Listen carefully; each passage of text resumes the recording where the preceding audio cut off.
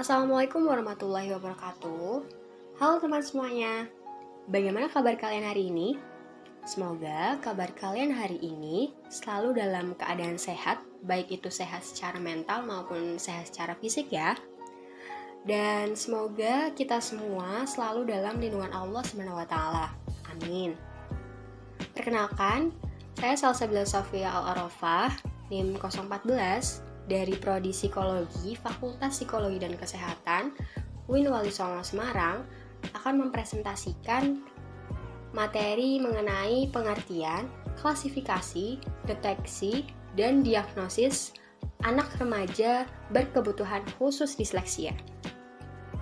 Dalam mata kuliah Psikologi Perkembangan Anak dan Remaja Berkebutuhan Khusus dengan dosen pengampu Ibu Siti Hikmah SPD MSI. Pembahasan yang akan saya bahas di sini yaitu yang pertama, mengenai pengertian disleksia, yang kedua, klasifikasi disleksia, yang ketiga, deteksi disleksia, serta yang poin terakhir yaitu diagnosis disleksia. Baik, pembahasan yang pertama yang akan saya bahas yaitu pengertian disleksia. Disleksia adalah salah satu anak berkebutuhan khusus yang mengalami atau memiliki kesulitan dalam memahami bahasa, yaitu dalam bentuk tertulis. Adanya kesulitan yang dialami oleh anak tersebut sangatlah mempengaruhi terhadap adanya prestasi akademik yang mereka miliki. Di dalam lingkungan umum, kondisi tersebut dapat memberikan akibat pada kesehatan mental anak berkebutuhan khusus, dikarenakan lingkungan-lingkungan tersebut yang menganggap mereka sebagai anak bodoh. Mereka mengalami kesulitan membaca seperti itu sebenarnya bukan karena mereka anak bodoh. Itu semua pun bukan pula karena kesalahan dalam pemberian pengajaran membaca. Jadi, tidak ada pihak yang memang harus disalahkan di sini.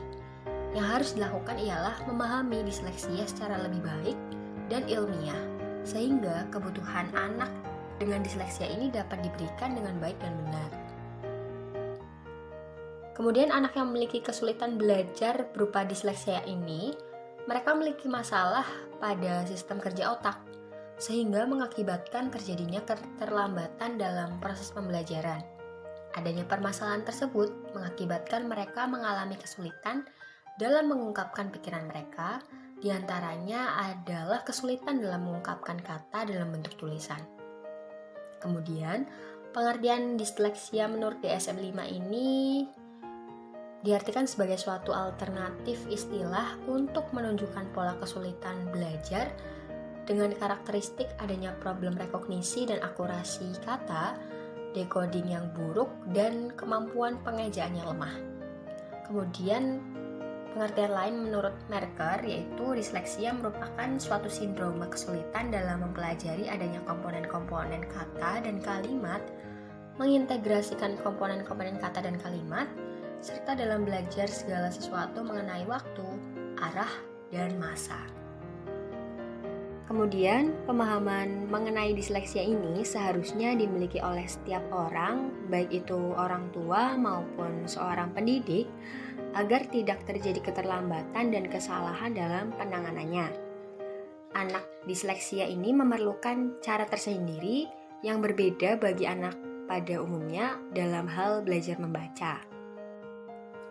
Kemudian pembahasan yang kedua yaitu mengenai klasifikasi disleksia. Kesulitan yang dialami oleh anak yang memiliki disleksia ini tentu saja berbeda-beda. Sehingga untuk mempermudah mengenali kesulitan yang dialami, menurut Munawaroh terdapat klasifikasinya, yaitu yang pertama ada disleksia dan gangguan visual, yang dimana mengakibatkan penderitanya mengalami kesulitan dalam persepsi visual seperti terjadinya rotasi saat melihat huruf dan juga sering melihat huruf dalam posisi terbalik. Seperti contohnya P menjadi Q, B menjadi D, U menjadi N, angka 3 menjadi huruf E, 5 menjadi 2. Kemudian yang kedua yaitu disleksia dan gangguan bahasa. Ini mengakibatkan penderitanya mengalami kesulitan dalam persepsi auditoris, seperti kesulitan mengeja yang diakibatkan oleh urutan auditoris yang kacau, seperti rumah menjadi rumha. Yang ketiga yaitu disleksia dengan diskoneksi visual auditoris. Ini mengakibatkan penderitanya mengalami kesulitan dalam persepsi visual auditoris. Anak dengan jenis ini mengalami kesulitan dalam menyatakan apa yang ia lihat. Kemudian pembahasan yang ketiga yaitu mengenai deteksi disleksia. Dalam mengenal disleksia, sebenarnya dapat dengan mudah terlihat saat anak berusia prasekolah, sudah ada gejala sejak dini, yaitu ketidakseimbangan pada profil perkembangannya dengan adanya karakteristik, yaitu yang pertama, adanya keterlambatan berbicara dan berbahasa. Yang kedua, memiliki hambatan untuk mempelajari tugas yang sederhana dengan melibatkan keruntutan aktivitas, seperti mengingat instruksi secara runtut atau meniru bentuk yang tersusun dari suatu manik-manik yang berwarna. Kemudian yang ketiga, memiliki problem dalam memusatkan perhatian. Yang keempat, tidak mampu atau sulit mengulang beberapa angka secara runtut, serta sulit belajar sajak dan adanya hambatan dalam perkembangan bahasa. Kemudian terdapat deteksi di taman kanak-kanak. Dalam fase deteksi dini disleksia, kita belum melakukan penegakan diagnosis, tetapi baru mencatat kemungkinan risiko anak kelak dapat mengalami gangguan belajar berupa disleksia. Apabila didapatkan bahwa anak ini mempunyai risiko, maka tugas dari seorang guru dan orang tua adalah memberikan dukungan perkembangan dan melakukan observasi sebaik mungkin, terutama jika anak berada dalam area risiko yaitu mengalami keterlambatan bicara dan mempunyai saudara yang memang mengalami disleksia. Deteksi dini dapat dilakukan di akhir tahun taman kanak-kanak, yaitu dengan cara memberikan daftar isi yang dapat diisi oleh orang tua, dan juga tes sederhana pada anak tentang yang pertama phonological dan phonemic awareness, yang kedua mengenal dan menyebutkan huruf dan angka, serta yang ketiga membaca dan menulis sederhana. Adapun beberapa contoh sederhana yang dapat digunakan dalam melakukan deteksi dini pada gangguan disleksia, yaitu diantaranya yang pertama, memberikan bunyi atau suara binatang, dan di sini si anak diminta untuk menyebutkan bahwa itu suara binatang apa. Lalu yang kedua, memberikan gambar-gambar yang biasa si anak kenal, dan di sini si anak juga diminta untuk menyebutkan apa saja atau apa nama gambar yang sedang ditunjukkan itu. Kemudian yang ketiga, memberikan gambar berwarna. Di sini si anak diminta untuk menyebutkan apa saja warna yang terdapat dalam gambar tersebut. Lalu yang keempat, memberikan huruf dan angka. Si anak diminta untuk menyebutkan huruf dan angka yang ditunjukkan. Lalu yang kelima, menyebutkan beberapa kata yang biasa si anak kenal. Baik, pembahasan dari deteksi selanjutnya yaitu adanya deteksi di kelas 1 sekolah dasar. Maksudnya, deteksi untuk anak-anak jika sudah masuk sekolah dasar ini dilakukan saat akhir tahun kelas 1 dengan dilakukannya berbagai evaluasi, yaitu diantaranya seperti sikap mengerjakan tugas. Dalam sikap mengerjakan tugas ini pasti ada beberapa hal yang perlu diperhatikan, yaitu yang pertama adanya motivasi membaca dan menulis. Maksudnya si anak ini apakah sudah memiliki motivasi atau belum saat melakukan pembelajaran membaca dan menulis. Kita perlu menanyakan itu. Kemudian yang kedua, orientasi pada tugas saat belajar membaca dan menulis. Di sini si anak apakah cukup terlibat dalam tugas membaca dan menulis? Lalu apakah si anak ini seringkali memiliki kesibukan yang lain selain melakukan pembelajaran itu? Contohnya seperti lebih banyak diam, atau malah sebaliknya lebih banyak berisik, kemudian lebih banyak melamun, dan sebagainya. Kemudian yang ketiga yaitu konsentrasi atau pemusatan perhatian. Maksudnya, si anak ini sudah memiliki konsentrasi yang cukup belum dalam mengikuti pembelajaran membaca dan menulis. Jika misalkan belum, maka kita sebagai pembimbing perlu menyesuaikan jam yang terbaik untuk membimbingnya. Kemudian yang kedua, adanya perilaku. Jadi yang perlu diperhatikan di sini yaitu adanya organisasi dan perencanaan. Maksudnya, keterampilan anak dalam melakukan pengorganisasian dan perencanaan terhadap aktivitas belajar membaca dan menulis itu bagaimana sih? Sudah betul atau belum? Sudah maksimal atau belum? Lalu yang kedua, refleksi diri dan memperbaiki diri. Maksudnya, di sini anak tahu atau tidak jika ia itu mengalami kesalahan membaca dan menulis.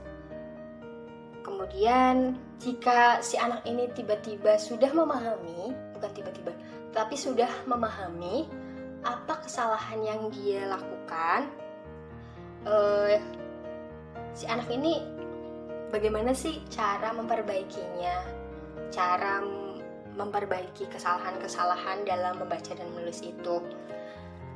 Kemudian yang selanjutnya yaitu yang ketiga, membaca mandiri.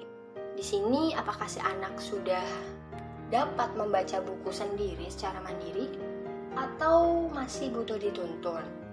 Lalu yang keempat yaitu adanya bahan ajar membaca.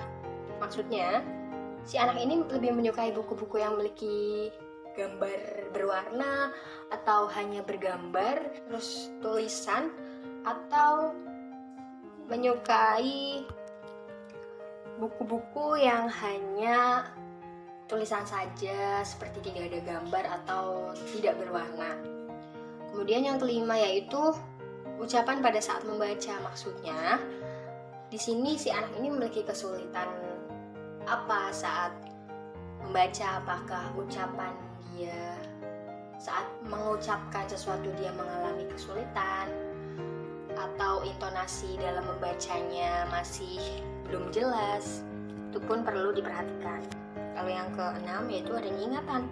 Maksudnya ialah di sini apakah si anak itu dapat mengingat kembali huruf serta angka yang sudah diberikan oleh pembimbing kepadanya, dan apakah anak ini bisa mengingat tugas apa saja yang sudah diinstruksikan. Lalu yang ketiga yaitu adanya faktor emosi. Jadi beberapa hal yang perlu diperhatikan yaitu adanya reaksi emosional terhadap masalah membaca dan mengeja si anak. Jadi si anak ini ada tidak sih perasaan atau merasa kesulitan dalam pelajaran membaca dan mengeja?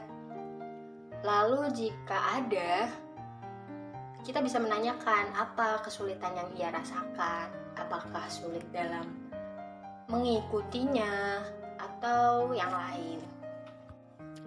Lalu yang kedua adanya rasa percaya diri pada saat membaca dan menulis. Maksudnya yaitu si anak ini sebenarnya sudah mempunyai konsep diri yang matang belum, atau bahkan sudah maksimal atau belum, atau malah konsep diri yang ia miliki masih rendah saat dilakukannya pembelajaran membaca serta menulis ini. Kemudian adanya reaksi teman sekelas pada prestasi membaca. Maksudnya si anak ini diterima tidak di dalam kelasnya oleh teman-temannya itu. Kemudian reaksi teman-teman gimana sih saat si anak disleksia ini memiliki prestasi yang jauh di atas mereka. Lalu selanjutnya yaitu adanya hobi dan bidang minatan. Maksudnya di sini yang disukai anak apa? Seperti hobi yang ia sukai itu apa? Apa yang dia minat? Kita perlu memperhatikan itu pada perkembangan anak. Kemudian yang keempat adanya situasi di rumah.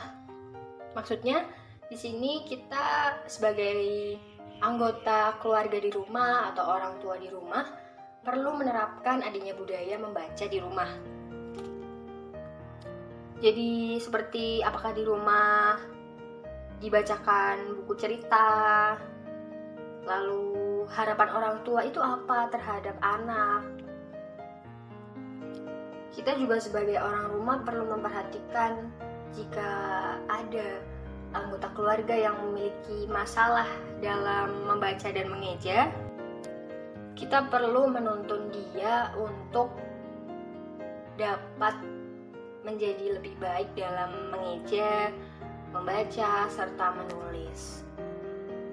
Kemudian pembahasan yang terakhir dari tema ini yaitu diagnosis disleksia. Menurut Van der Leijie pada tahun 2016, adanya diagnosis disleksia hanya dapat ditegakkan jika anak memang mengalami, yaitu yang pertama harus ditetapkan terlebih dahulu bahwa anak mengalami seperti ketertinggalan yang begitu signifikan. Kemudian adanya didaktis resistensi atau sudah diberikan bantuan tetapi tidak memberikan efek. Kemudian yang kedua yaitu masalahnya memenuhi kriteria spesifikasi, maksudnya yaitu adanya kesulitan yang amat sangat dalam hal otomatisasi membaca dan mengeja, dan tidak ada faktor-faktor lain pada individu ataupun dari lingkungan yang mempengaruhi kondisi atau masalah pada membaca dan mengeja. Kemudian dalam hal mendiagnosis disleksia ini dilakukan oleh tenaga profesional khusus, yaitu diperlukan juga tenaga yang mempelajari pemeriksaan untuk psikodiagnosis yang khusus dalam gangguan belajar dan hambatan pembelajaran. Tenaga profesional yang dimaksud ialah psikolog klinik anak dan remaja, serta ahli kependidikan kekhususan atau ortopedagog. Kemudian, jika ada komorbiditas, maka itu ditegakkan oleh tenaga profesional juga, yang dimana memang bekerja dalam area komorbiditas serta keahliannya. Contohnya seperti neurolog anak-anak, psikiater anak-anak, dan psikolog klinik.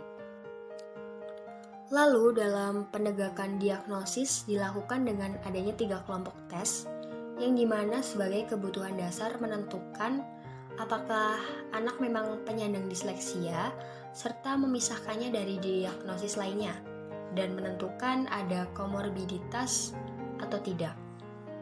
3 kelompok tes tersebut ialah yang pertama, tes ortopedagogi, yaitu untuk melihat bagaimana keterampilan membaca dan juga mengeja anak. Yang kedua, tes psikometrik psikologi, yaitu untuk melihat bagaimana tingkatan intelijensi, memori kerja, kemampuan pemecahan masalah, dan perkembangan intelijensi verbal pada anak. Kemudian yang ketiga yaitu tes untuk melihat komorbiditas atau tergantung bagaimana keluhannya yang dirasakan oleh anak. Baik, cukup sekian presentasi yang dapat saya sampaikan mengenai pengertian, klasifikasi, deteksi, dan diagnosis ARBK disleksia dalam mata kuliah Psikologi Perkembangan Anak dan Remaja berkebutuhan khusus ini. Mohon maaf sebesar-besarnya jika saya terdapat salah kata, salah pengucapan saat menyampaikan penjelasan, dan mohon maaf juga jika penjelasan saya masih banyak yang kurang atau cukup kurang dipahami.